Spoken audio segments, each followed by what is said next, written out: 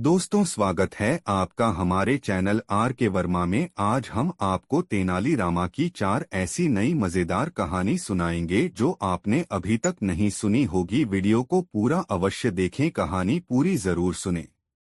एक बहुभाषी और तेनालीराम बहुत मजेदार कहानी। महाराज कृष्णदेव राय विद्वत्ता प्रेमी थे। स्वयं स्वाध्याय करते और स्वाध्यायियों की सराहना भी करते। उनके दरबार में प्रायः विभिन्न राज्यों के विद्वान आते और अपनी विद्वत्ता का प्रदर्शन कर उनसे उपहार आदि प्राप्त करते। विद्वानों को समात करते समय महाराज को आंतरिक प्रसन्नता होती।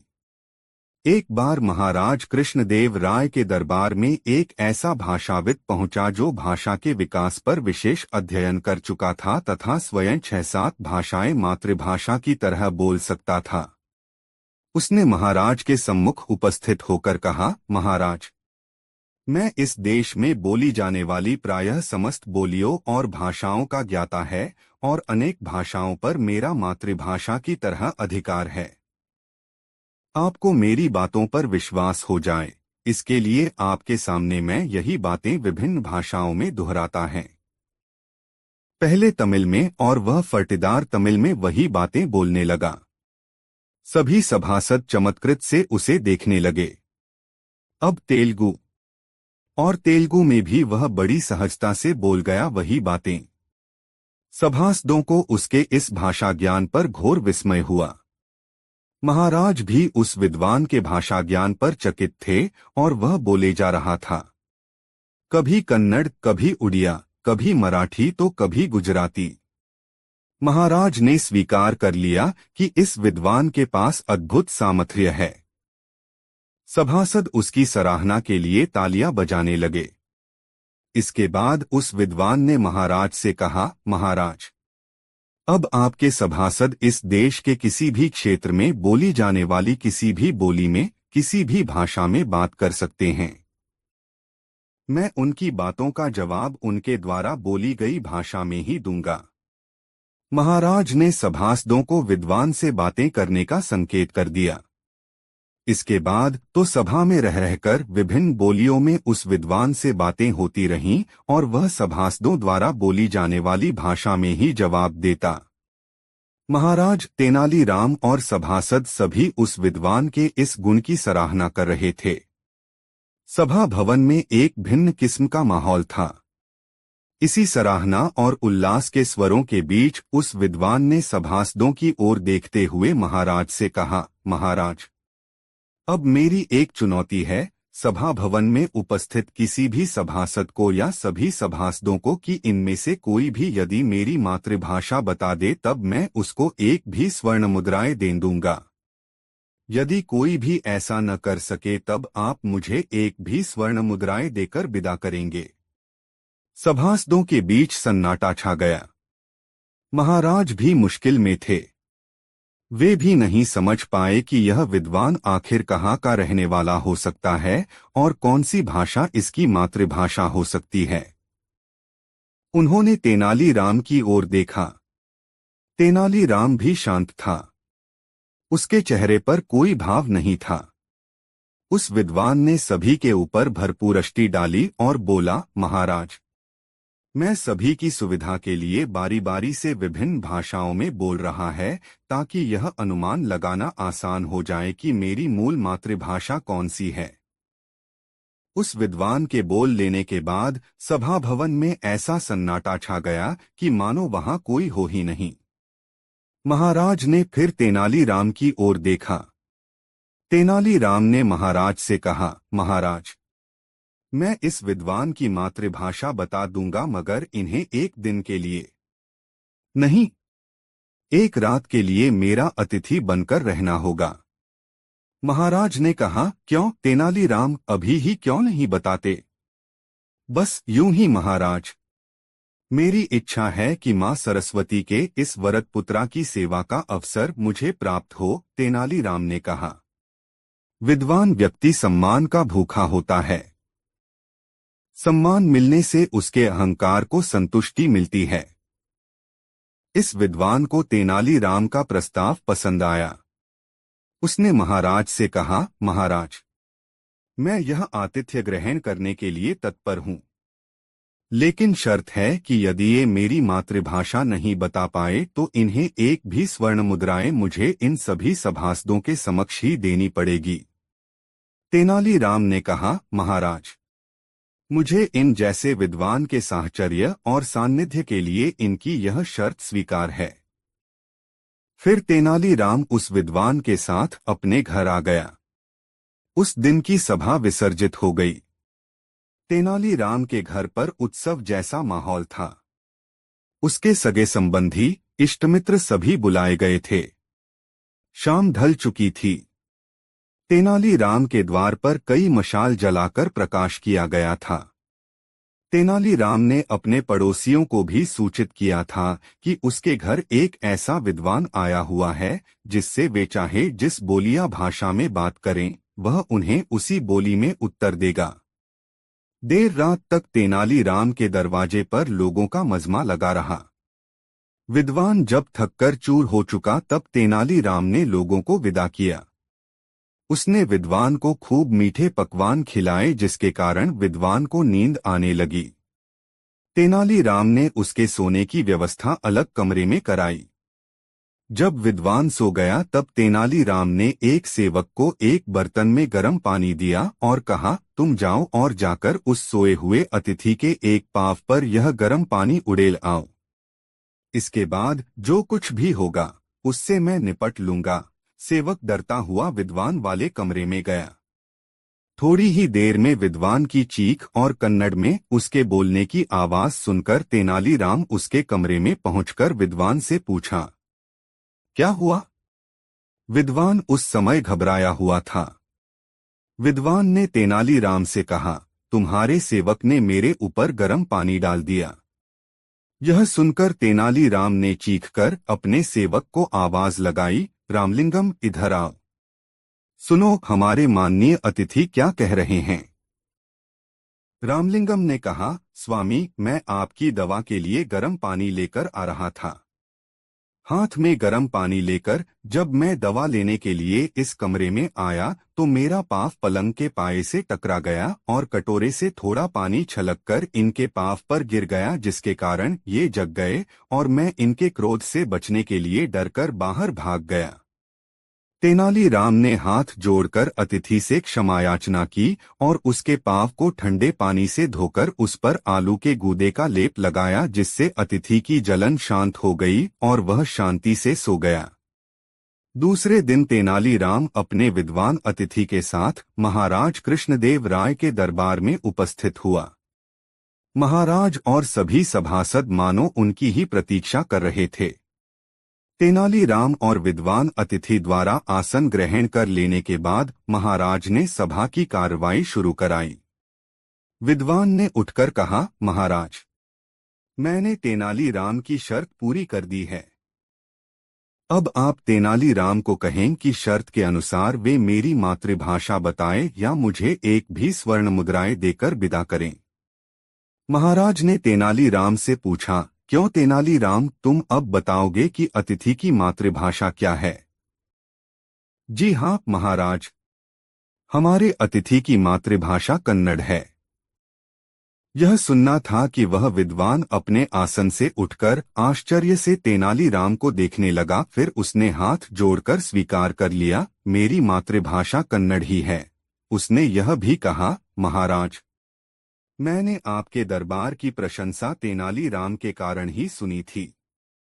मुझे एक भी स्वर्ण मुद्राएं इन जैसे प्रतिभा संपन्न व्यक्ति को भेंट करते हुए हार्दिक प्रसन्नता होगी। यह कहते हुए उसने तेनालीराम को एक भी स्वर्ण मुद्राएं सौंपने की तत्परता दिखाई।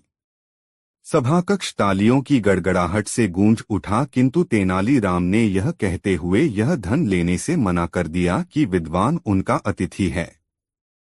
अतिथि का सम्मान करना हमारी परंपरा है। अतिथि से कुछ प्राप्त करने की लालसा हमें नहीं होती। सभाकक्ष में बैठे सभी व्यक्ति तेनालीराम के इस इनकार से हतप्रभ रह गए। वह विद्वान तेनालीराम से इतना प्रभावित हुआ कि अपने ज्ञाता होने के अहंकार से मुक्त होकर तेनालीराम के चरण छू लिए तथा कहने लगा, तेनालीराम, आप जैसे व्यक्ति से मिलकर मेरा जीवन धन्य हो गया। मैं जीवन पर्यंत आपकी प्रतिभा और अतिथि सम्मान की भावना को नहीं भूल पाऊंगा। ऐसा कहकर विद्वान महाराज कृष्णदेव राय के दरबार से बाहर आ गया। उसके जाने के बाद महाराज ने तेनालीराम से यह जानना चाहा कि उसने कैसे जाना कि उस विद्वान की मातृभाषा कन्नड़ ही है। तेनालीराम ने हंसते हुए महाराज को रात की घटना सुना दी तथा कहा, महाराज, आदमी चाहे जितनी भी भाषाओं का ज्ञाता हो, वह अचानक मिली पीड़ा की उत्प्रेरणा से अपनी मातृभाषा में ही चीखेगा। मैंने इसी सूत्र के सहारे यह जान लिया कि विद्वान की मातृभाषा कन्नड़ है। दोस्तों, यह कहानी आपको कैसी लगी कमेंट में जरूर बताएं और वीडियो को एक लाइक जरूर कर दे। दो स्वर्णपिंडा की पहेली बहुत मजेदार कहानी। पृथ्वी का कण-कण हर क्षण एक नई रचना करने में निमग्न है। वायु सतत सनसनसन कर सृष्टि में मस्ती का संचार करती रहती है। सूर्य उदित होकर संसार को उजास से भरता है और गतिशील होने के लिए ऊष्मा प्रदान करता है। नदियां कलकल छल छल के निनाद के साथ बहती हुई जिधर से निकलती हैं, उधर धरती में बीज अंकुरित करने की शक्ति भरती जाती हैं। इनमें से कोई अपने कार्य का न तो मूल्य मांगता है और न कभी किसी से किसी तरह की बाधा या अड़चने आने की बात कहकर थोड़ा विश्राम करने की इच्छा व्यक्त करता है। कार्यों की निरंतरता ही जीवन की सफलता की कुंजी है। महाराज कृष्णदेव राय अपने सभासदों के साथ बैठे हुए थे। दरबार लगा हुआ था। तेनालीराम अपने आसन के पास खड़ा होकर बोल रहा था। उसकी बातें समाप्त होते ही कृष्णदेव राय ने अपने आसन से उठकर तालियां बजाई और तेनालीराम को गले से लगा लिया। उस समय दरबार में जीवन में सफल होने के उपाय विषय पर संभाषण हो रहा था। कई दरबारी आए और बोले। बड़ी बड़ी शास्त्रीय बातें होती रहीं। अंतिम वक्ता के रूप में तेनालीराम ने बहुत कम शब्दों में अपनी बातें दरबार में रखीं और महाराज ने उसे विजेता घोषित कर दिया। विजयनगर के दरबार में इससे पहले भी ऐसे कई अवसर आ चुके थे जब तेनालीराम की बुद्धि की सराहना महाराज ने मुक्तकंठ से की थी। दरबारियों में तेनालीराम की मेधा की चर्चा होने लगी थी, मगर कुछ सभासदों का विचार था कि तेनालीराम में कोई पांडित्य नहीं है, बल्कि वह एक सामान्य सा इंसान है। इसलिए वे उसकी प्रशंसा करने के स्थान पर अवसर विशेष पर आलोचना करने लगते थे। मीनमेख निकालते हुए तेनालीराम की विशेषताओं को स्वीकार करने के स्थान पर उसमें दोष निकालते।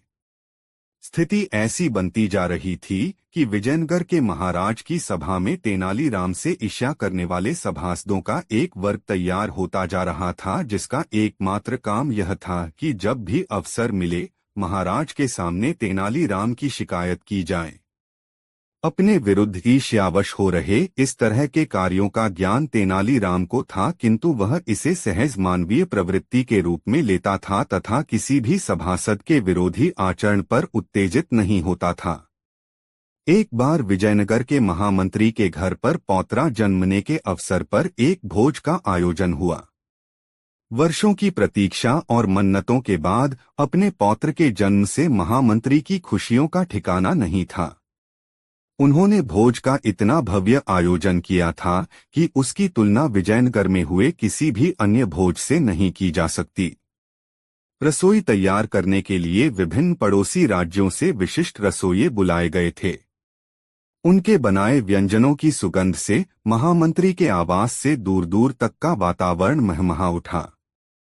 इस भोज में महामंत्री ने महाराज कृष्णदेव राय और विजयनगर के सभी सभासदों को भी आमंत्रित किया था। भोजन करने के बाद महाराज ने महामंत्री से पौत्र का मुंह दिखाने को कहा। महाराज के साथ सभी सभासद नवजात शिशु को देखने के लिए महल के अंतःकक्ष में गए। बच्चा एक सुंदर से खटोले पर रखा गया था। 6 दिनों की वय का शिशु प्रायः सोया रहता है। महाराज जब शिशु के पालने के पास गए तब उन्होंने महामंत्री से कहा, महामंत्री जी, इस बात का ध्यान रखा जाए कि बालक की नींद में कोई व्यवधान न पड़े। नवजात शिशु जितनी चैन की नींद सोएगा, उसका शारीरिक एवं मानसिक विकास उतने ही अच्छे ढंग से होगा।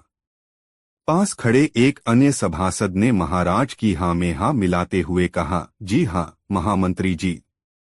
ऐसे भी शिशु की नींद में दो ही कारणों से व्यवधान उत्पन्न होता है। पहला यह कि शिशु को भूख लगती है और दूसरा यह कि वह बिस्तर गीला करता है।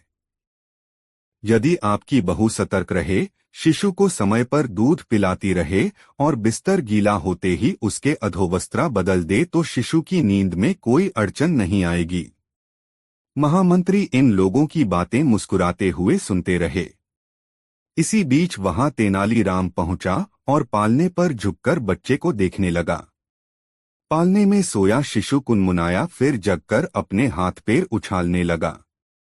उसे देखकर तेनालीराम ने महामंत्री से कहा, यह बालक तेजस्वी है और आगे चलकर यह अपनी तेजस्विता से नए कीर्तिमान स्थापित करेगा।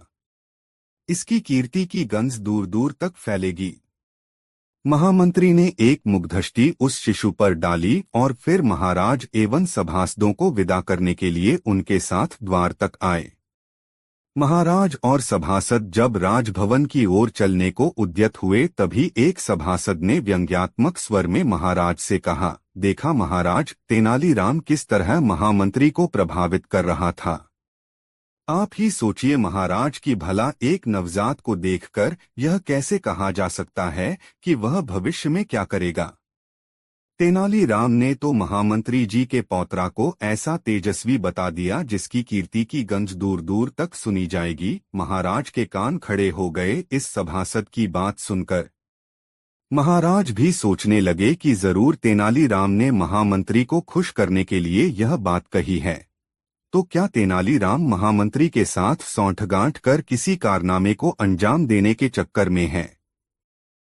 क्या तेनालीराम कुछ ऐसा कर सकता है जिससे विजयनगर की सत्ता पर आंच आए?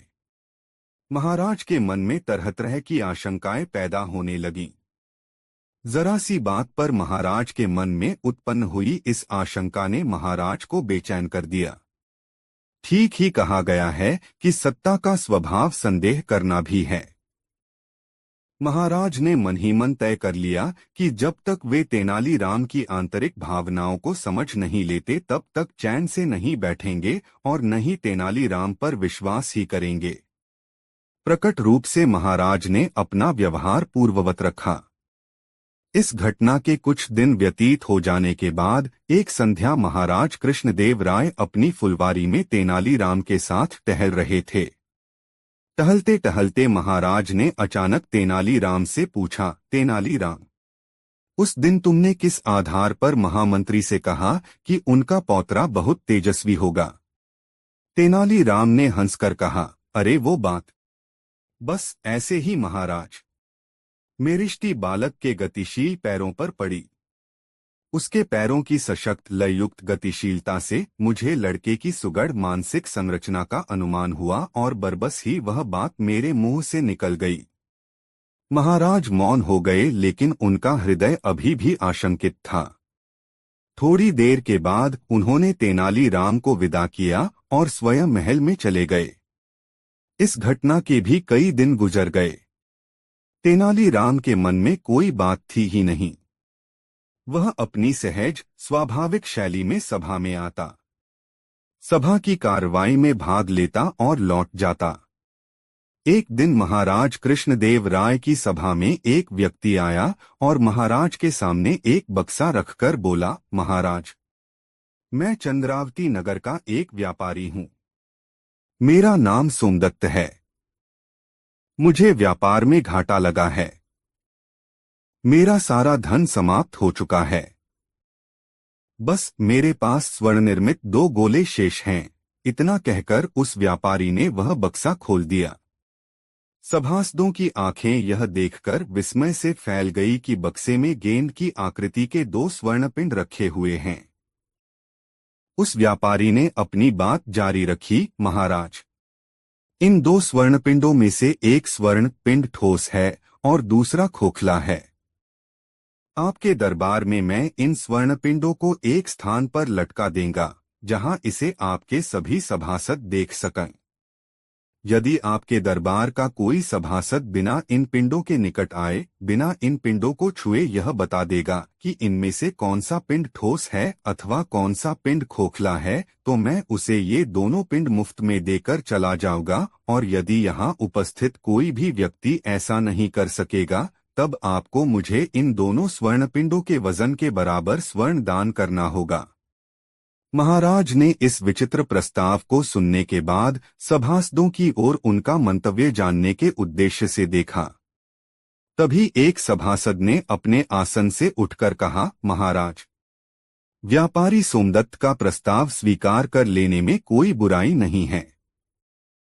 आपको स्मरण होगा कि हमारे बीच ऐसे विद्वान भी हैं जो एक शिशु को देखकर अभी से उसकी कीर्ति पताका विश्व में लहराने का दावा कर सकते हैं।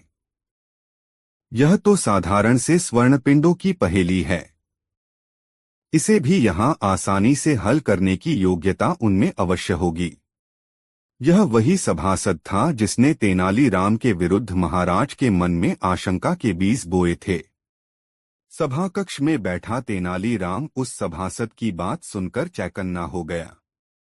वह समझ गया कि महाराज ने कुछ दिन पूर्व उससे महामंत्री के पौत्र के प्रति की गई भविष्यवाणी के बारे में क्यों पूछा था। जरूर इसी ने महाराज के कान भरे थे और आज भी यह महाराज को मेरे विरुद्ध भड़का रहा है। तेनालीराम ने तत्क्षण ही अपने मन में संकल्प ले लिया कि चाहे जो हो वह इस चुनौती को स्वीकार करेगा। महाराज को भी तेनालीराम की बातें याद हो आईं। उन्होंने इसे प्रकट नहीं होने दिया और व्यापारी से कहा, व्यापारी सोमदत्त, आप आज हमारी अतिथिशाला में विश्राम करें। कल जब सभा लगेगी तब आपके प्रस्ताव पर विचार किया जाएगा। व्यापारी को महाराज ने अतिथिशाला में भेज दिया। सभा विसर्जित होने के बाद महाराज ने तेनालीराम को बुलाकर कहा, तेनालीराम, तुम्हें अब इस व्यापारी की शर्त के अनुसार उसकी पहेली को हल करना होगा। ऐसा नहीं होने पर राज्य की बड़ी बदनामी होगी। इसलिए आज रात भर सोच विचार लो। कल सभा की कार्रवाई शुरू होते ही तुम्हें स्वर्णपिंडों की पहेली हल करनी होगी। जैसी आज्ञा महाराज। तेनालीराम ने संक्षिप्त सा उत्तर दिया और अपने घर लौट आया। उसे स्वर्णपिंडों को लेकर कोई तनाव नहीं था। दूसरी ओर सभा में तेनालीराम से ईर्ष्या रखने वाले सभासदों में इस बात की खूब चर्चा हो रही थी कि तेनालीराम आज फंस ही गया। स्वर्णपिंडों की पहेली हल करने के लिए अब यह तय है कि महाराज उससे ही कहेंगे। यह पहेली हल होने वाली होती तो वह व्यापारी इतना सोना दांव पर नहीं लगाता। अब आएगा आनंद। तेनालीराम की विद्वत्ता की कलई इस बार खुलनी तय है। बड़ा ज्ञानी बना फिरता है। दूसरे दिन नियत समय पर विजयनगर के राजप्रासाद में सभासद एकत्रित हुए। व्यापारी सोमदत्त भी आया। महाराज भी पधारे। तेनालीराम का कहीं पता न था। महाराज मन ही मन बेचैन हो उठे। आशंकित और संशयुक्त मन से महाराज विचार कर रहे थे कि कहीं पहेली हल न होने के भय से तेनालीराम आया ही नहीं तो वे क्या करेंगे। अभी ऊहापोह के बादल छूटे नहीं थे। सभासदों में भी बेचैनी थी।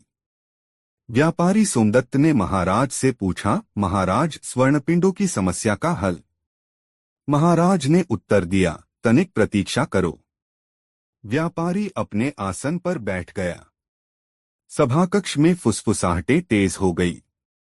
महाराज असमंजस में थे और सिंहासन पर बैठे बार बार पहलू बदल रहे थे कि अचानक उनकी दृष्टि सभा में प्रवेश कर रहे तेनालीराम पर पड़ गई और उन्होंने राहत की सांस ली। जब तेनालीराम अपनी जगह पर बैठ गया तो महाराज ने व्यापारी सोमदत्त से कहा, सोमदत्त, अब तुम अपनी समस्या सभासदों के बीच रखो।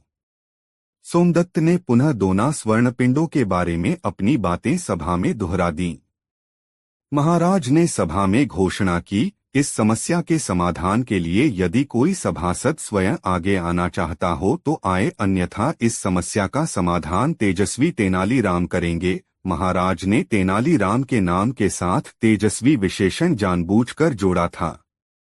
एक भी सभासद समस्या के समाधान के लिए नहीं आया। तब महाराज ने तेनालीराम से कहा, तेनालीराम, आगे आओ और व्यापारी सोमदत्त द्वारा बताई गई समस्या को हल करो। महाराज, व्यापारी सोमदत्त से कहें कि वे स्वर्णपिंडों को अपनी इच्छा के अनुसार जहां चाहें लटका दें। मैं उनकी समस्या का समाधान करने के लिए प्रस्तुत हैं। महाराज ने सोमदत्त को स्वर्णपिंडों को कहीं लटकाने का निर्देश दिया। व्यापारी सोमदत्त ने उन स्वर्णपिंडों को महाराज और सभासदों के आसनों के मध्य के खुले स्थान में दीवार पर 2 कीलें ठोककर अलगनी जैसी संरचना एक रस्सी के सहारे तैयार कर ली तथा उस अलगनी में उसने दोनों स्वर्णपिंडों, जिनके सिरों पर सोने का ही चेन लगा था, को लटका दिया और तेनालीराम की ओर देखकर कहा, अब आपकी बारी है तेनालीराम जी। तेनालीराम ने अपने आसन से बिना हिले डुले कहा, महाराज, एक बार फिर सभासदों और व्यापारी से पूछ लें कि कोई भी सभासद चाहे तो व्यापारी के प्रश्न का उत्तर दे दे। व्यापारी चाहे तो अपना प्रस्ताव वापस ले ले। मैं सबको पुनर्विचार का एक अवसर देना चाहता हूं। तेनालीराम की बातें सुनकर सभासदों को लगा कि तेनालीराम स्वर्णपिंडों की पहेली हल करने में असमर्थ है और वह किसी तरह अपना पिंड छुड़ाना चाहता है। सभा में फुसफुसाहटें उभरीं और शांत हो गईं। व्यापारी ने घोषणा की, वह अपने प्रस्ताव की वापसी नहीं चाहता है। अंततः तेनालीराम ने अपने आसन पर बैठे बैठे ही ऊंचे स्वरों में कहा, महाराज, आपकी बाईं भुजा की ओर टंगा स्वर्णपिंड ठोस है और दाईं भुजा की ओर टंगा स्वर्णपिंड खोखला है। तेनालीराम का स्वर इतना तेज था कि उसे सभी सभासदों ने सुना। व्यापारी सोमदत्त के चेहरे पर हवाइयां उड़ने लगीं। फिर भी उसने तेनालीराम से कहा, यह दाएं बाएं कहने से समस्या का सही हल नहीं हो सकता। आप ठोस पिंड के पास पहुंचकर बताएं कि यह ठोस है। तेनालीराम तत्परता से अपने आसन से उठा और महाराज के बाईं तरफ के पिंड के पास पहुंचकर कहा, महाराज, यह स्वर्णपिंड ठोस है। क्यों व्यापारी सोमदत्त? तेनालीराम का हल सही है? महाराज कृष्णदेव राय ने पूछा। जी हाँ महाराज, ऐसा कहकर व्यापारी ने दोनों स्वर्णपिंड उतारे और उसे मंजूषा में रखकर महाराज को सौंप दिया। महाराज, अब इन स्वर्णपिंडों पर मेरा कोई अधिकार नहीं है। महाराज ने स्वर्णपिंडों वाली मंजूषा थामते हुए कहा, हाँ, अब इन स्वर्णपिंडों पर तेनालीराम का अधिकार है। व्यापारी सोमदत्त भारी कदमों से महाराज की सभा से चला गया और महाराज ने तेनालीराम को स्वर्णपिंडों वाली मंजूषा इटसेल्फ हुए कहा, यह तुम्हारी मेधा का पुरस्कार है। इसका उपयोग अपनी और स्वजन परिजनों की भलाई के लिए करना। सभा विसर्जित होने के पश्चात महाराज कृष्णदेव राय ने तेनालीराम से पूछा, तेनालीराम, तुमने पिंडों का रहस्य कैसे सुलझा लिया? दोनों पिंड बिल्कुल एक जैसे थे, फिर उन्हें हुए बिना तुमने कैसे जान लिया कि इनमें से ठोस कौन है और कौन सा पिंड खोखला है? तेनालीराम ने हंसते हुए कहा, इसमें कोई रहस्य सुलझाने जैसी बात नहीं है महाराज। खोखला पिंड हल्का होता है और ठोस पिंड भारी। पृथ्वी की गुरुत्वाकर्षण शक्ति हर वस्तु को अपनी ओर खींचती है। अलगनी पर चेन से लटकाए गए दोनों पिंडों को मैंने गंभीरता से देखा। ठोस पिंड को लटकाने वाले चेन में तनाव अधिक था तथा रस्सी के उस भाग में खिंचाव भी अधिक था जिस भाग में ठोस स्वर्णपिंड लटकाया गया था। इस खंधिचाव के कारण ठोस पिंड थोड़ा नीचे आ गया था। खोखला पिंड थोड़ा ऊपर था और उसे लटकाने वाली जंजीर में वैसा तनाव भी नहीं था जैसा कि ठोस पिंड लटकाने वाली जंजीर में था। उस दिन महाराज ने फिर तेनालीराम को अपने आलिंगन में ले लिया और बोले, तेनालीराम, तुम सचमुच बुद्धिमान हो। दोस्तों, ऐसी और कहानी सुनने के लिए हमारे चैनल को सब्सक्राइब जरूर कर ले। 399 का चक्कर बहुत मजेदार कहानी। एक दिन महाराज कृष्णदेव राय अपने दरबार में बैठे लोगों की फरियाद सुन रहे थे। उनके पास उस दिन एक विचित्र समस्या लेकर एक फरियादी आया।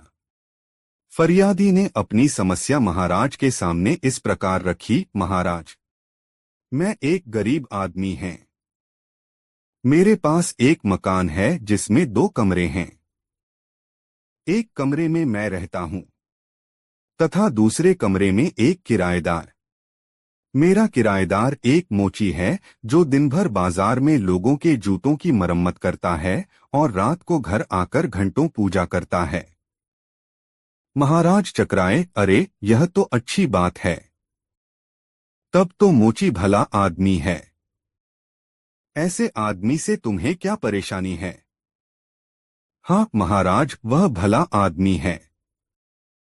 मुझे समय पर किराया अदा करता है। किसी बात की कभी झिकझिक खिचखिच उसने मेरे साथ नहीं की है। रोज सुबह जगकर स्नान ध्यान करने के बाद ही वह अपने काम के लिए निकलता है।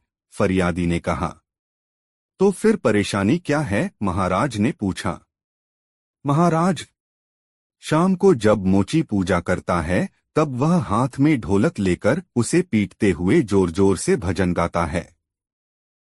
उसके भजन गाने से भी मुझे कोई शिकायत नहीं है। शिकायत है उसकी ढोल से, जिसकी धमक से मैं घंटों परेशान रहता है और सो नहीं पाता। फरियादी ने कहा। महाराज को फरियादी की वास्तविक परेशानी का अनुमान लग गया। थोड़ी देर मौन रहने के बाद उन्होंने तेनालीराम से पूछा, क्यों तेनालीराम? इस फरियादी का दुख दर्द दूर करने का तो एकमात्र उपाय यही है कि इसका कमरा खाली करा दिया जाए।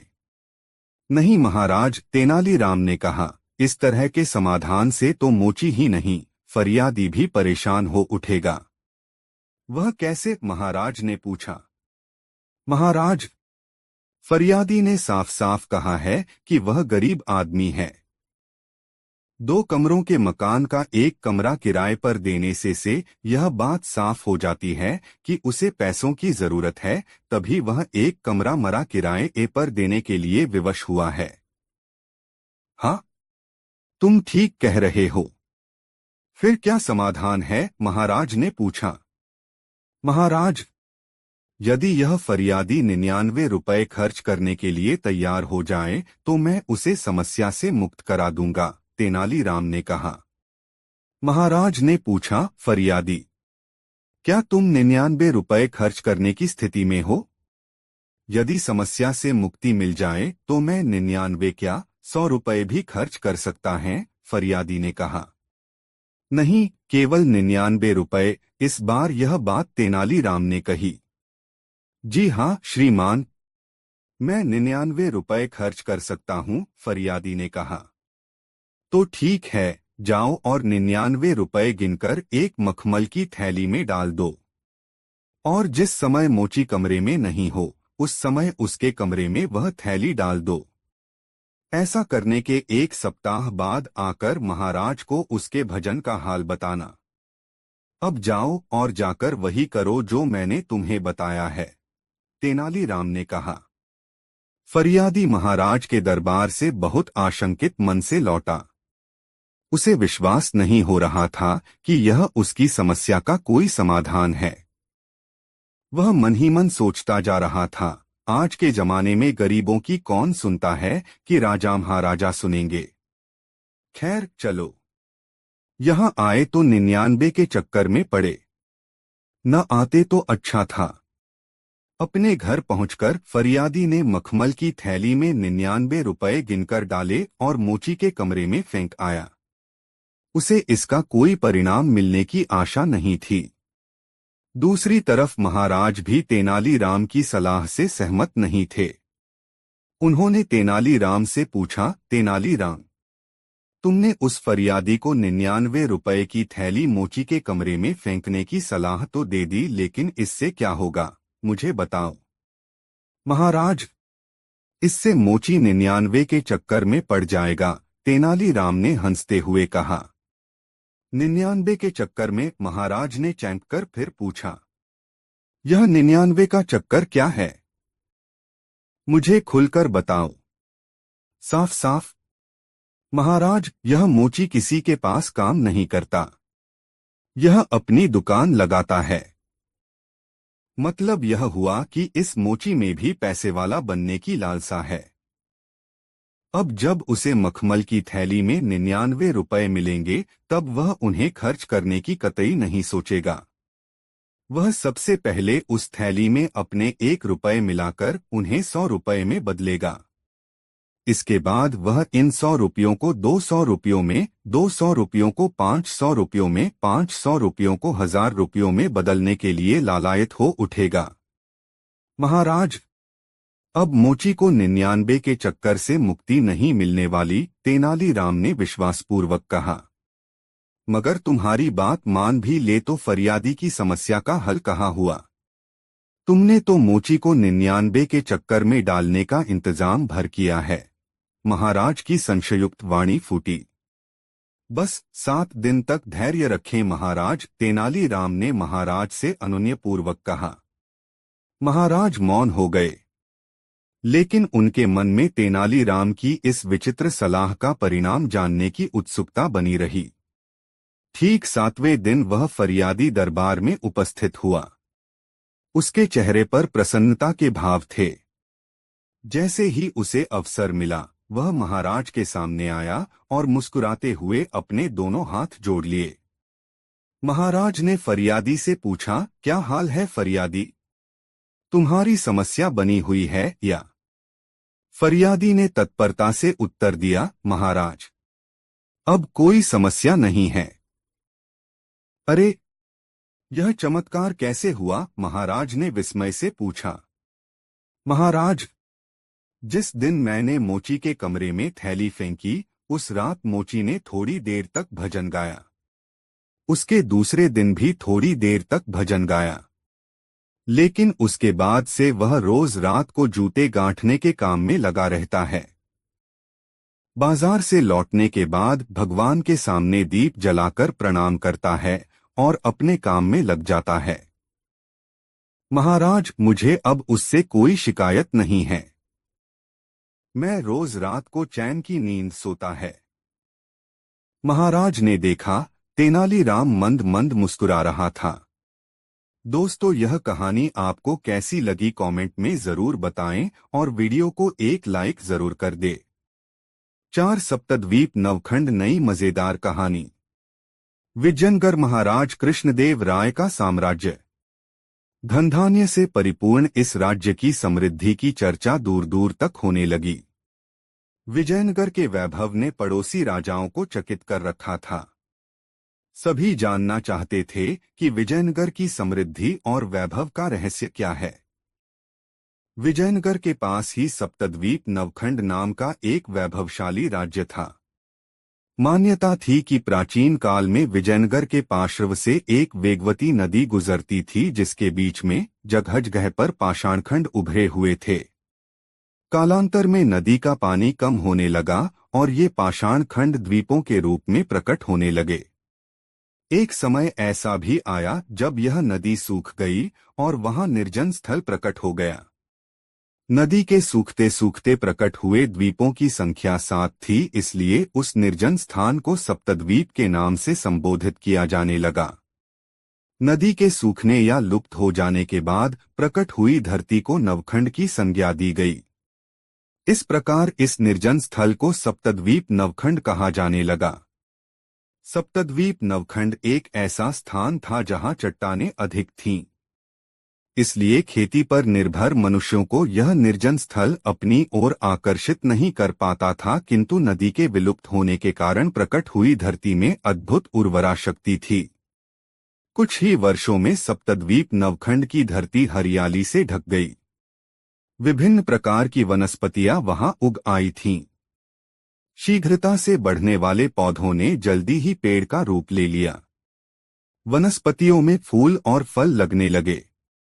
पेड़ों पर चिड़ियों ने पनाह लेना आरंभ कर दिया। यह इस नवखंड की वह अवस्था थी जब उधर से गुजरने वाले यात्रियों को यह निर्जन वनस्थल अपनी प्राकृतिक संपदा की ओर आकर्षित करने लगा। धीरे धीरे वहां लोग आकर बसने लगे। सप्तद्वीप नवखंड नाम से प्रसिद्ध यह स्थल अब मनुष्यों के रहने योग्य बनाया जाने लगा। चट्टानें तरासी गईं।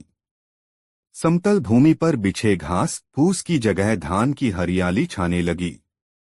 गेहूं, मक्का, ज्वार, बाजरा जैसे मानवोपयोगी अनाज उगाए जाने लगे। झाड़ झंखाड़ के स्थान पर फलदार वृक्षों के पौधे लगाए जाने लगे। इस तरह सप्तद्वीप नवखंड की धरती अपने प्राकृतिक ऐश्वर्य से ओतप्रोत हो गई। वहां बसने वाले लोग किसी एक प्रांत के नहीं थे। विभिन्न प्रांतों से आकर बसे लोगों के साथ कोई वंशावली नहीं थी, कोई वंशवृक्ष नहीं था। वे सबके सब अपना अतीत छोड़ आए थे, वंशबंधु से दूर थे। इसलिए इस सप्तद्वीप नवखंड में एक मिश्रित संस्कृति का अभ्युदय हुआ। परस्पर सहयोग की संस्कृति, साहचर्य की संस्कृति, समुच्चय प्राप्त करने के लिए सतत कर्मशील रहने की संस्कृति। जहां एक दूसरे की गति प्रगति का ध्यान रखने वाले लोग बसते हों, वहां वैभव स्वयं प्रकट होता है। ऐसा ही हुआ सप्तद्वीप नवखंड में।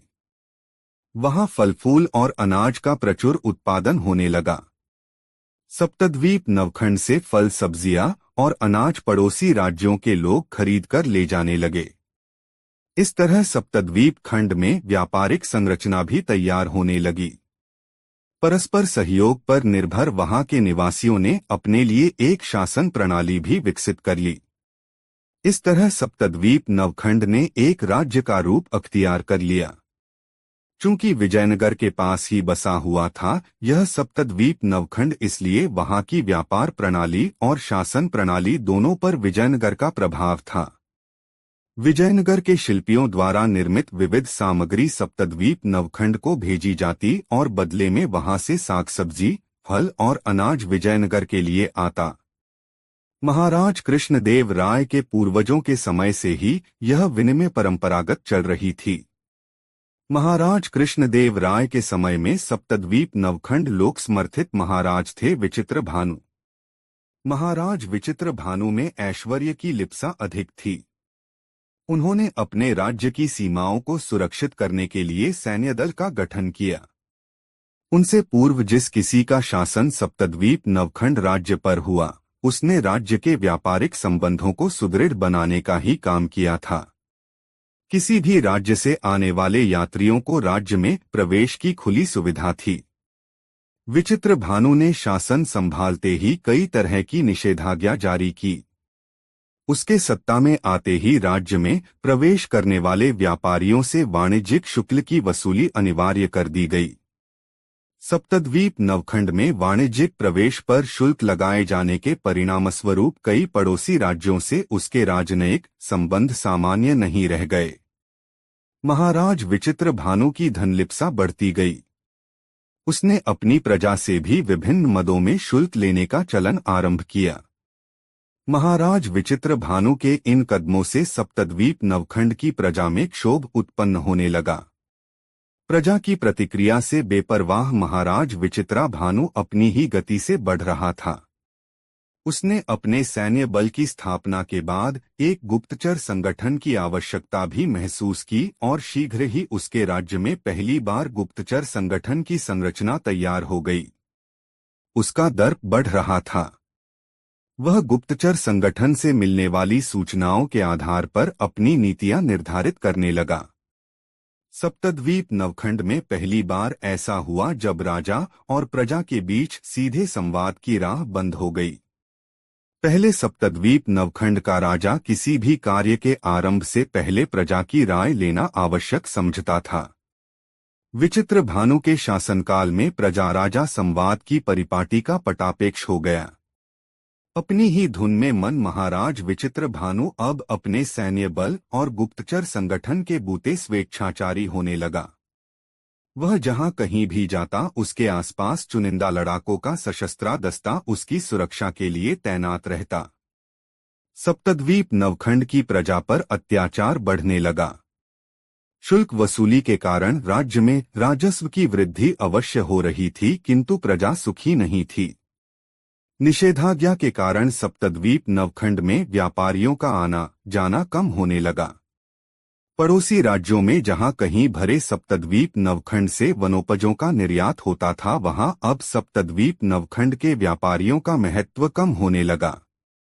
गुप्तचर संगठनों से राज्य की लगातार कम होती साख की सूचना मिलने पर महाराज विचित्रभानु को समझ में नहीं आया कि उसके राज्य के प्रति पड़ोसी राज्यों के व्यवहार में आए परिवर्तन का कारण क्या है। उसने मन ही मन तय कर लिया कि वह इस परिवर्तन का कारण जानने के लिए पड़ोसी राज्यों में अपने गुप्तचरों का एक सर्वेक्षण दस्ता भेजेगा। यह दस्ता अन्य बातों के अलावा यह भी पता करेगा कि वहां बसे सभी राज्यों में सबसे लोकप्रिय शासक कौन है तथा सबसे वैभव संपन्न राज्य कौन सा है। अपने इस निर्णय तक पहुंचने में महाराज विचित्रभानु ने अपने मंत्रियों, दरबारियों अथवा प्रजाजनों से कोई सलाह लेने की आवश्यकता भी नहीं महसूस की। अपनी सनक में वह गुप्त सूचनाएं प्राप्त करता रहा। सर्वेक्षण दस्ता तैयार करने के मंसूबे को अमली जामा पहनाने के लिए उसने अपने गुप्तचरों को बुलाया और उनसे बातचीत करते हुए कुछ गुप्तचरों को पड़ोसी राज्यों के आंतरिक सर्वेक्षण के लिए भेज दिया। इन गुप्तचरों को निर्देश मिला कि वे संबद्ध राज्य में जाएं और वहां सामान्य नागरिक की तरह रहकर यह जानने का प्रयत्न करें कि वहां की प्रजा और राजा के बीच कैसा संबंध है। क्या उस राज्य की प्रजा खुशहाल है? क्या प्रजा के बीच राजा लोकप्रिय है? ऐसे ही अनेक प्रश्नों का उत्तर जानने के लिए गुप्तचरों के सर्वेक्षण दस्ते के सदस्य आसपास के राज्यों में प्रवेश कर गए। उन्हें अधिकतम 6 माह की अवधि में अपना सर्वेक्षण कार्य पूरा कर लेने का निर्देश मिला था। 6 माह की अवधि पूर्ण हुई। सप्तद्वीप नवखंड के गुप्तचर पड़ोसी राज्यों से लौटे। महाराज विचित्रभानु को गुप्तचरों ने एकत्र की गई सूचनाएं सौंपीं। इन सूचनाओं के अध्ययन से उसे ज्ञात हुआ कि पड़ोसी राज्य विजयनगर सबसे वैभवशाली राज्य है। वहां की प्रजा खुशहाल है और वहां के राजा महाराज कृष्णदेव राय अपने राज्य में तो सर्वाधिक लोकप्रिय हैं ही, आसपास के राज्यों में उनके जैसा लोकप्रिय राजा कोई नहीं है। सर्वेक्षण दस्ते से मिली सूचनाओं के निष्कर्ष से महाराज विचित्रभानु आहत हुआ। इन सूचनाओं से उसके अभिमान को ठेस पहुंची थी। अब उन पर यह जानने की सनक सवार हो गई कि विजयनगर में ऐसा क्या है जिससे वहां के लोग खुशहाल हैं। सर्वेक्षण दस्ता एक बार फिर सक्रिय हो उठा। कुछ दिनों में ही महाराज विचित्रभानु को सर्वेक्षण दस्ते का सर्वेक्षण निष्कर्ष प्राप्त हुआ कि विजयनगर के लोग परिश्रमी हैं।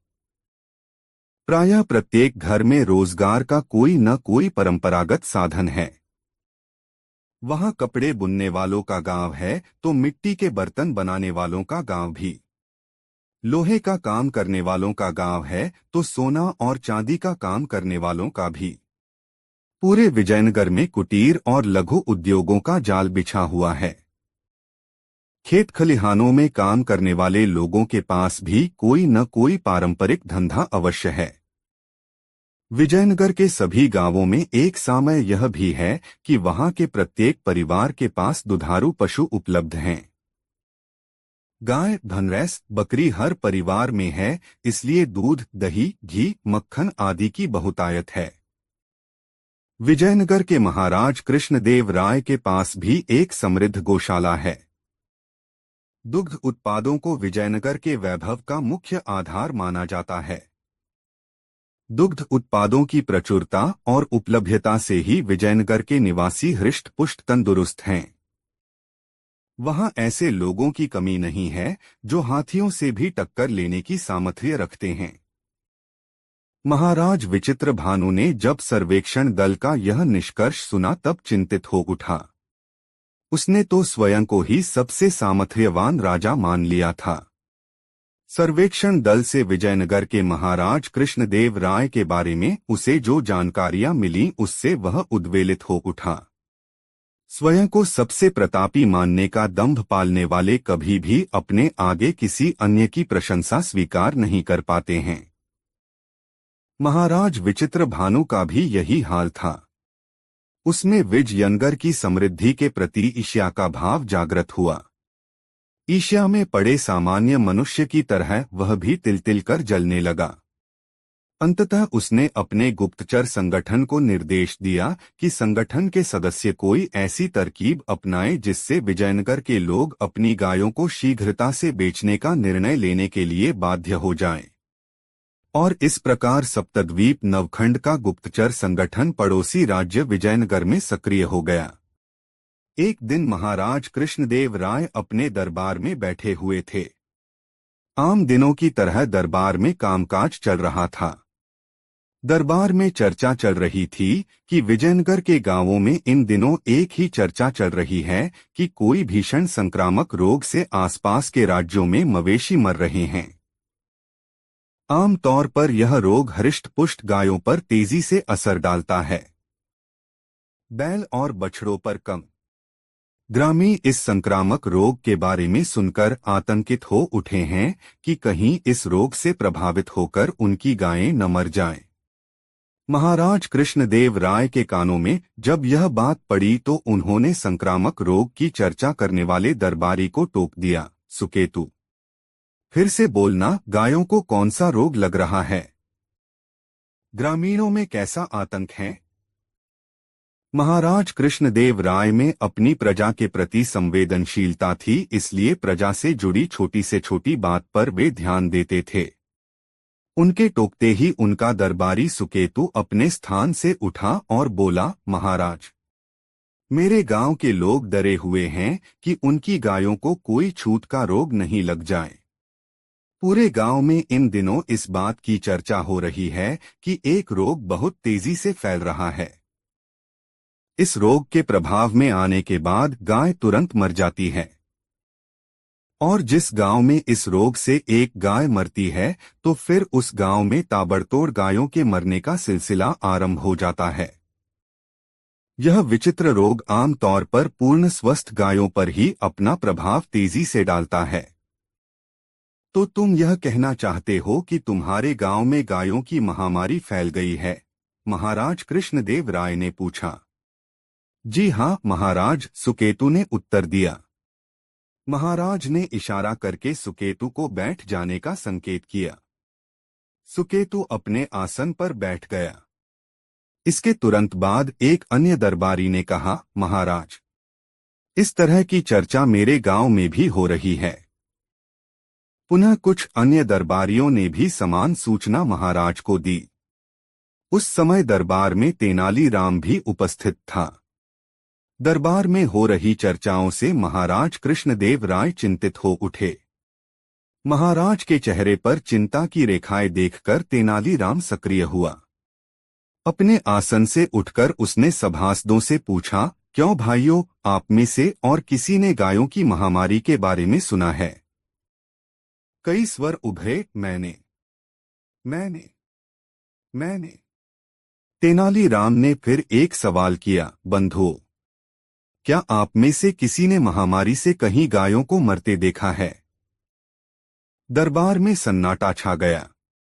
किसी ने तेनालीराम के इस प्रश्न का सकारात्मक उत्तर नहीं दिया। तेनालीराम की मुखमुद्रा गंभीर हो गई। उस दिन दरबार के समापन तक महाराज और तेनालीराम दोनों गंभीर बने रहे। महाराज चिंतित थे कि उनके राज्य के मवेशियों पर किसी अनजाने संक्रामक रोग का खतरा मंडरा रहा है, और तेनालीराम इस घटना में किसी षड्यंत्र की संभावना पर विचार कर रहा था। दरबार के समापन के बाद जब सभी सभासद लौट गए तब महाराज कृष्णदेव राय ने तेनालीराम से पूछा, तेनालीराम, क्या तुमने कभी ऐसे रोग के बारे में सुना है जिसका प्रकोप केवल स्वस्थ और हृष्ट-पुष्ट गायों पर ही होता हो? इतनी अवस्था हो जाने के बाद भी मैंने पहले ऐसी महामारी के बारे में नहीं सुना। तुमने सुना हो तो बताओ। यह एक गंभीर समस्या है और इस समस्या को सुलझाना मेरा कर्तव्य है, राजधर्म है। महाराज की बातें सुनकर तेनालीराम ने कहा, नहीं महाराज, इससे पहले मैंने कभी इस तरह की किसी महामारी के बारे में नहीं सुना है, लेकिन आप चिंता नहीं करें, शीघ्र ही सच्चाई सामने आ जाएगी। यदि कोई रोग है तो उसका निदान राजवैद्य निकाल ही लेंगे और हम हाथ पर हाथ धरे तब तक बैठे रहें। महाराज कृष्णदेव राय ने कुपित स्वर में पूछा। नहीं महाराज, मुझ पर भरोसा करें, मैं सक्रिय हो चुका हूं। तभी मैंने निवेदन किया है कि शीघ्र ही सच्चाई सामने आ जाएगी। अभी मैं इससे अधिक कुछ भी कहने की स्थिति में नहीं हूं। तेनालीराम ने विनम्रता के साथ महाराज कृष्णदेव राय से कहा। तेनालीराम का उत्तर सुनकर महाराज मौन हो गए। वह उनसे आज्ञा लेकर अपने घर वापस आ गया। वह चिंतित था। पता नहीं क्यों उसका दिमाग यह स्वीकार नहीं कर पा रहा था कि कोई ऐसा रोग भी होता है जो केवल स्वस्थ गायों को अपनी चपेट में लेकर पलों में उसे मार डालता है। ऐसा तो सर्पदंश में भी नहीं होता। दूसरे दिन महाराज कृष्णदेव राय का दरबार लगा हुआ था। सभी सभासद अपने आसनों पर विराजमान थे। महाराज कुछ विलंब से आए। दरबार में चर्चा चल रही थी कि विजयनगर के कुछ गांवों में मवेशियों के व्यापारी घूम रहे हैं और ग्रामीण बहुत कम मूल्य लेकर उनसे गायें बेच रहे हैं। महाराज कृष्णदेव राय तक जब यह बात पहुंची तब उन्होंने पश्चात्ताप की मुद्रा में कहा, अब यही होना था। विवश से महाराज कृष्णदेव राय ने तेनालीराम के आसन की ओर देखा। आसन रिक्त था। तेनालीराम दरबार में उपस्थित नहीं था। महाराज को एक कचोटसी हुई। वे इस समय तेनालीराम की आवश्यकता तीव्रता से महसूस कर रहे थे। दरबार में कामकाज चल रहा था। महाराज कृष्णदेव राय बार बार तेनालीराम के आसन की ओर देख रहे थे। आसन रिक्त था। उस दिन दरबार के समापन तक तेनालीराम नहीं आया। दूसरे दिन दरबार में तेनालीराम सशस्त्र बल के जवानों के साथ दरबार में उपस्थित हुआ। सशस्त्र बल के जवानों ने 5 अजनबियों को रस्सियों में जकड़कर महाराज के सामने प्रस्तुत किया। महाराज कृष्णदेव राय को जब कुछ भी समझ में नहीं आया तब पूछा, यह सब क्या है तेनालीराम? तेनालीराम ने उत्तर दिया, महाराज, यह सब एक बड़े षड्यंत्र का छोटा सा हिस्सा है। कृपया इन गिरफ्तार लोगों को कारागार में डालने का आदेश दें। इन लोगों पर आरोप है कि ये भोले भाले ग्रामीणों को झांसा देकर उनकी गायें बहुत कम मूल्य पर खरीद रहे थे। इस काम में एक बड़ा गिरोह काम कर रहा है। ये लोग उसी गिरोह के सदस्य हो सकते हैं। थोड़ी देर की चुप्पी के बाद तेनालीराम ने कहा, महाराज, शेष बातें न्यायिक प्रक्रिया के समय हो जाएंगी। इन लोगों को कारागार में डालने का निर्देश दें। इनसे बरामद हुई गायों को राज्य की गौशाला में रखने की व्यवस्था करा दें। भविष्य में गायें इन बदमाशों के अपराध का साक्ष्य बनेंगी। इन गायों के वास्तविक स्वामियों का नाम पता आदि सुरक्षा अधिकारी की पंजी में है। शेष बातें मैं बाद में करूंगा।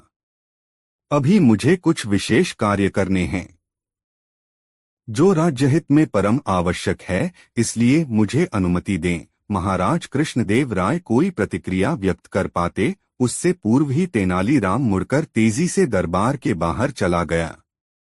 दरबार में थोड़ी देर तक सन्नाटा छाया रहा। रस्सी में बंधे लोगों के आर्त स्वरों से यह सन्नाटा टूटा, महाराज, दुहाई हो महाराज, दुहाई। महाराज कृष्णदेव राय ने पूछा, क्या कहना चाहते हो? महाराज, हम लोग पड़ोसी राज्य के सप्तद्वीप नवखंड के मवेशी व्यापारी हैं। आपके राज्य में आकर हम पहली बार मवेशी खरीद रहे थे कि हमें गिरफ्तार कर लिया गया। महाराज, हमने कोई अपराध नहीं किया है।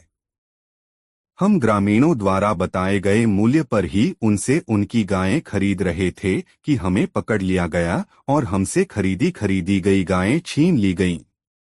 महाराज, न्याय करें। महाराज कुछ कहते कि महामंत्री ने अपने आसन से उठकर प्रश्न किया, तुम सप्तद्वीप नवखंड के मवेशी व्यापारी हमारे राज्य में मवेशियों के व्यापार के लिए कैसे आ गए? तुम्हारे राज्य में तो व्यापारियों के प्रवेश पर शुल्क लिया जाता है, फिर दूसरे राज्यों के समान सुविधा तुम निःशुल्क कैसे प्राप्त कर सकते हो? महाशय, आपके राज्य में विधिसम्मत दृष्टि से किसी भी तरह के प्रवेश शुल्क का निर्धारण नहीं हुआ है। यदि होता तो हम वह वैधानिक शुल्क अवश्य चुकाते। महाराज कृष्णदेव राय को उस व्यक्ति का उत्तर किसी राज्य के सामान्य नागरिक का उत्तर नहीं लगा। उन्होंने महामंत्री को मौन हो जाने का संकेत किया और सुरक्षा अधिकारी को निर्देश दिया, गिरफ्तार लोगों को कारागार में डाल दिया जाए। तेनालीराम की उपस्थिति में ही उनके अपराध अथवा दंड के बारे में कोई चर्चा होगी। 3 दिनों के बाद महाराज कृष्णदेव राय के दरबार में एक विचित्र दृश्य देखने को मिला। भरे दरबार में 5 महिलाओं और 5 पुरुषों को सुरक्षाकर्मियों ने उपस्थित किया। इन सबके हाथ पीछे की ओर बंधे थे। महाराज के सामने उपस्थित होते ही ये लोग दुहाई दुहाई चिल्लाने लगे। महिलाएं विलाप करने लगीं। उनके बिलखने से पूरा दरबार हतप्रभ रह गया। महाराज कृष्णदेव राय के दरबार में इससे पहले कभी भी ऐसा दृश्य उपस्थित नहीं हुआ था। महाराज कुछ कहते या फिर दरबारियों से कोई प्रतिक्रिया उभरती, उससे पहले ही तेनालीराम ने दरबार में प्रवेश किया और अपने आसन पर बैठ गया। महाराज कृष्णदेव राय ने जब तेनालीराम की ओर देखा तो पाया कि वह किसी गहन चिंता में डूबा है। महाराज कृष्णदेव राय ने तेनालीराम को चिंता में डूबे देखकर पूछा, क्या बात है तेनालीराम? आज कुछ चिंतित मुद्रा में हो? 3 दिनों तक यहां आए ही नहीं, कोई सूचना भी नहीं दी। महाराज बीच में ही बोलते हुए तेनालीराम ने कहा, अभी तो आप इन 5 जोड़ा को अविलंब कारागार में भेज दें। इन लोगों पर ग्रामीणों के बीच अफवाह फैलाकर उन्हें आतंकित करने का आरोप है। इनके अफवाह फैलाने के प्रयासों का पर्याप्त साक्ष्य मेरे पास है। मैंने इन्हें इस कार्य में संलग्न पाया है। शेष बातें मैं बाद में करूंगा। महाराज कृष्णदेव राय ने तेनालीराम के गंभीर भाव को भांपते हुए समझ लिया कि कोई ऐसी बात अवश्य है जो वह अन्य दरबारियों के समक्ष नहीं कहना चाहता है। महाराज के निर्देश पर 5 जोड़ों को कारागार में डाल दिया गया। महाराज कृष्णदेव राय ने अविलंब सभा विसर्जित कर दी। फिर तेनालीराम से कहा, अब कहो तेनालीराम, कहाँ रहे 3 दिन? क्या करते रहे और इतने गंभीर क्यों हो? महाराज, चिंता की बात है। विजयनगर में अराजकता फैलाने का प्रयास हो रहा है। अभी अभी जिन जोड़ों को कारागार में भेजा गया है वे सभी पड़ोसी राज्य सप्तद्वीप नवखंड के रहने वाले हैं।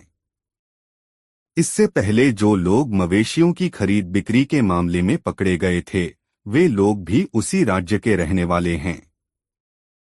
महाराज, मैंने जो सूचनाएं एकत्रित की हैं उनमें सबसे चिंता की बात यह है कि सप्तद्वीप नवखंड का राजा विचित्र भानु बहुत ही महत्वाकांक्षी है और अपनी धनलोलुपता के कारण उसने अपने राज्य में विविध शुल्कों का प्रावधान किया है जिससे उसकी प्रजा त्रस्त है। इसमें हमारे लिए यह सूचना सतर्क करने वाली है कि पड़ोसी राज्य सप्तद्वीप नवखंड में तेज गति से सशस्त्र सेना का विकास हो रहा है। विजयनगर के सीमांत क्षेत्रों में सप्त नवखंड के सैनिकों की गतिविधियां बढ़ रही हैं। ऐसा प्रतीत होता है कि सप्तद्वीप नवखंड के सैनिक किसी सामरिक तैयारी में हैं। इसलिए महाराज, मेरी सलाह है कि सेनापति को आप स्थितियों की सूचना दे दें और उन्हें निर्देश दे दें कि विजयनगर की सीमाओं पर सैन्य चौकसी बढ़ा दी जाए। महत्वाकांक्षी धन लोलुप विचित्र भानु कब हमारी सीमाओं का अतिक्रमण करने को उत्सुक हो जाए कहा नहीं जा सकता। यह सब कहते समय तेनालीराम के चेहरे पर अपूर्व गंभीरता छाई हुई थी। उसकी आंखों में ऐसे दूरदृष्टा भाव थे जिन्हें देखकर यह सोचा भी नहीं जा सकता था कि तेनालीराम विजयनगर के दरबार में एक विदूषक मात्र है जिसका काम महाराज कृष्णदेव राय को हंसाना है, समय समय पर दरबारियों को अपने चुटीले हास्य प्रयोगों से प्रफुल्लित करना है। महाराज कृष्णदेव राय अभी तक तेनालीराम की बातें गंभीरता से सुन रहे थे।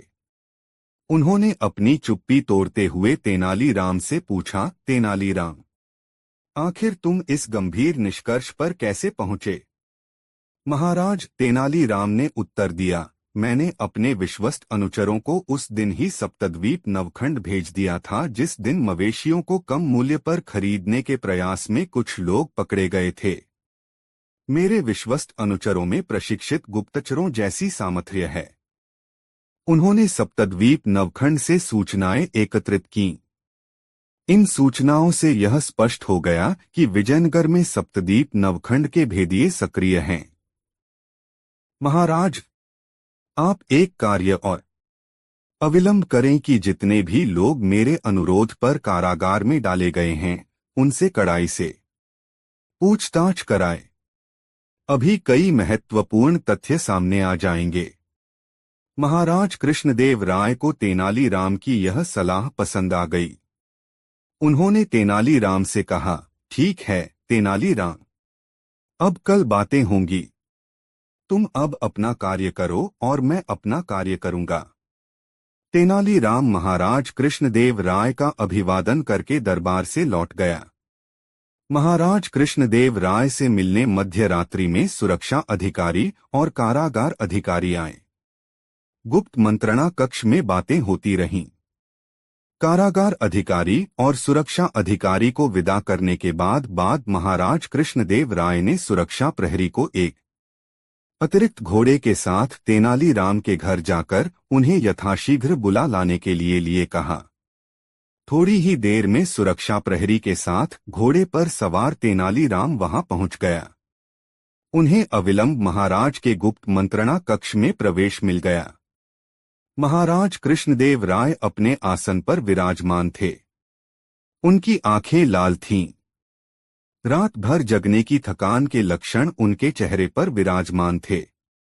तेनालीराम की ओर थकीष्टि डालते हुए उन्होंने उसे बैठने का संकेत किया। तेनालीराम एक आसन पर जैसे ही बैठा, महाराज कृष्णदेव अपने आसन से उठ खड़े हुए और धीरे धीरे चलते हुए तेनालीराम के पास आ गए। फिर तेनालीराम के कंधों पर हाथ रखकर कहा, तेनालीराम, तुम्हारा अनुमान सही था। तुम्हारे द्वारा पकड़े गए लोग सप्तद्वीप नवखंड राज्य के गुप्तचर संगठन के सदस्य हैं। वे 5 जोड़े विजयनगर के गांवों में यह अफवाह फैला रहे थे कि पड़ोसी राज्यों में मवेशियों की महामारी फैली है और इस महामारी में स्वस्थ गायें ही मर रही हैं। इस अफवाह का उद्देश्य यह था कि लोग इस अफवाह से घबरा जाएं और कम कीमत में अपनी गायों को बेचने के लिए तैयार हो जाएं। मवेशी व्यापारियों का दल भी यहां सप्तद्वीप नवखंड के गुप्तचर संगठन ने ही भेजा था। तुम्हारी यह सूचना भी सही है कि विजयनगर के सीमा क्षेत्र में सप्तद्वीप नवखंड की सैन्य गतिविधियां चिंताजनक रूप से बढ़ गई हैं। अब मुझे परामर्श दो कि हमें क्या करना चाहिए। विजयनगर के है इतिहास में युद्ध का अस्तित्व नहीं है। हमारी प्रजा युयुत्सु नहीं है। हम शांतिप्रिय हैं, किंतु हम अपनी अस्मिता की रक्षा करना भी जानते हैं। महाराज कृष्णदेव राय की गंभीर और चिंताबोझिल वाणी ने तेनालीराम को उद्वेलित कर दिया। महाराज कृष्णदेव राय का इतना संतप्त स्वर उसने कभी नहीं सुना था। थोड़ी चुप्पी के बाद सहज स्वर में तेनालीराम ने कहा, महाराज, आप सप्तद्वीप नवखंड के महाराज विचित्र भानु को एक प्रतिवाद पत्र भेजें जिसमें कहा गया हो कि सप्तद्वीप नवखंड के ऐसे सभी गुप्तचर गिरफ्तार कर लिए गए हैं जो विजयनगर में अराजक गतिविधियों में संलग्न थे। इन लोगों पर कड़ी कार्रवाई होगी। यदि सप्तद्वीप नवखंड के गुप्तचरों की गतिविधियां नहीं रोकी गईं, तो हम विवश होकर अपनी सुरक्षा के लिए कोई भी कदम उठाने के लिए बाध्य होंगे। ऐसे में पड़ोसी राज्य होने की मर्यादा का ध्यान रखना हमारे लिए आवश्यक नहीं रह जाएगा। पत्रा में यह संदेश भी होना चाहिए कि विजयनगर के सीमांतकों पर चल रही सप्तद्वीप नवखंड के सैनिकों की गतिविधियां अविलंब रोकी जाए, अन्यथा हमें भी अपनी शक्ति और सामर्थ्य का प्रदर्शन करने के लिए बाध्य होना पड़ेगा। इस बातचीत के बाद तेनालीराम घर लौट आया। महाराज कृष्णदेव राय का पत्र जब सप्तद्वीप नवखंड के राजा महाराज विचित्रभानु के पास पहुंचा तब वह क्रोध से कांप उठा। उसे अपने बाहुबल और सैन्य संगठन पर बहुत घमंड था। क्रोधावेग में उसने विजयनगर के महाराज के पत्रवाहक दूत से कहा, जाओ महाराज कृष्णदेव राय को कहो कि हमारे गुप्तचरों को अविलंब कारागार से मुक्त कर दें, अन्यथा परिणाम भुगतने के लिए तैयार रहें। हम उन्हें 3 दिनों का समय दे रहे हैं। 3 दिनों में हमारे आदमी हम तक नहीं पहुंचे तो परिणाम इतना भयंकर होगा कि उसे विजयनगर की पीढ़ियां स्मरण करेंगी। दूत ने लौटकर महाराज कृष्णदेव राय को सारी बातें बताईं। गुप्तचरों को छोड़ने का कोई कारण नहीं था, किंतु यह महाराज कृष्णदेव राय के लिए अनिर्णय की भी घड़ी थी। विजयनगर पर युद्ध के काले अवसादकारी बादल मंडरा रहे थे। ऐसी घड़ी में तेनालीराम ने महाराज कृष्णदेव राय से कहा, महाराज, आप इस संशय में न पड़े कि विजयनगर के इतिहास में युद्ध कभी नहीं हुआ। जो कभी अतीत में नहीं हुआ वह भविष्य में नहीं होगा, ऐसा मानकर अनिर्णय में रहना उचित नहीं। संशय मुक्त होकर सीमा की रक्षा का निर्देश अपने सशस्त्र सैन्य बल को दें। 3 दिन बीते। विजयनगर की सीमा पर भीषण संग्राम मच गया। इस घनघोर युद्ध में सप्तद्वीप नवखंड के राजा विचित्रभानु को स्वयं महाराज कृष्णदेव राय ने पराजित कर बंदी बना लिया। युद्धोन्माद के थमने के बाद विजयनगर में एक विजयोत्सव का आयोजन हुआ। इस आयोजन में तेनालीराम एक त्रिपुंड्रधारी ब्राह्मण के वेश में उपस्थित हुआ। विजयोल्लास में विजयनगर की प्रजा भी शामिल थी। महाराजा कृष्णदेव राय ने सप्तद्वीप नवखंड के कैदी राजा विचित्रभानु को भी उचित स्थान दिया। यह समारोह सैन्य बलों के उत्साहवर्धन के लिए था, इसलिए आयोजन में सेना के जवानों द्वारा विविध सैन्य कलाओं का प्रदर्शन हुआ है। इस बीच ही एक पारदर्शी पात्र में पानी लेकर तेनालीराम मंच पर आया और बोला, बंधुओं, यह जलपात्रा विजयनगर है। विजयनगर के निवासी इसमें भरे पानी की तरह हैं, जिन्हें कोई भी खंडित नहीं कर सकता। पानी निकालो थोड़ा सा इस पात्रा से। देखो इसमें कोई गड्ढा नहीं पड़ेगा, पानी समानता में बंटेगा और यह पड़ोसी राज्य सप्तद्वीप नवखंड हमारे लिए इस पुड़िया की तरह है। तेनालीराम ने अपना दूसरा हाथ ऊपर उठाकर लोगों को दिखाया। उसकी उंगलियों में एक पुड़िया दबी थी। तेनालीराम ने उस पुड़िया को पानी में डाल दिया। पात्र का पानी लाल हो उठा, लेकिन पुड़िया पानी में गल गई। लोग हंसने लगे। तेनालीराम ने फिर लोगों से पूछा, समझे कुछ? भीड़ से संवेद स्वर उभरा, मिट गया सप्तद्वीप नवखंड का अस्तित्व। तभी सप्तद्वीप नवखंड का महाराज विचित्रभानु अपने आसन से उठा और महाराज कृष्णदेव राय के सम्मुख घुटने के बल खड़ा होकर हाथ जोड़कर बोला, महाराज, मेरे अपराध क्षमा करें, और इसके बाद उसके गले से कोई बोल नहीं फूटा। महाराज कृष्णदेव राय ने विचित्रभानु का कंधा पकड़कर उठाया। उसी समय तेनालीराम ने कहा, और आरंभ हुआ नया सहअस्तित्व। विजयनगर की प्रजा की तालियों की अनुगूंज के बीच महाराज कृष्णदेव राय सप्तद्वीप नवखंड के राजा विचित्रभानु को क्षमा कर अपने गले से लगा रहे थे। दोस्तों, यह कहानी आपको कैसी लगी कमेंट में जरूर बताएं। ऐसी और नई मजेदार कहानी सुनने के लिए हमारे चैनल आरके वर्मा को सब्सक्राइब जरूर कर ले। यह वीडियो अपने मित्रों को जरूर शेयर कर दे। वीडियो देखने के लिए धन्यवाद।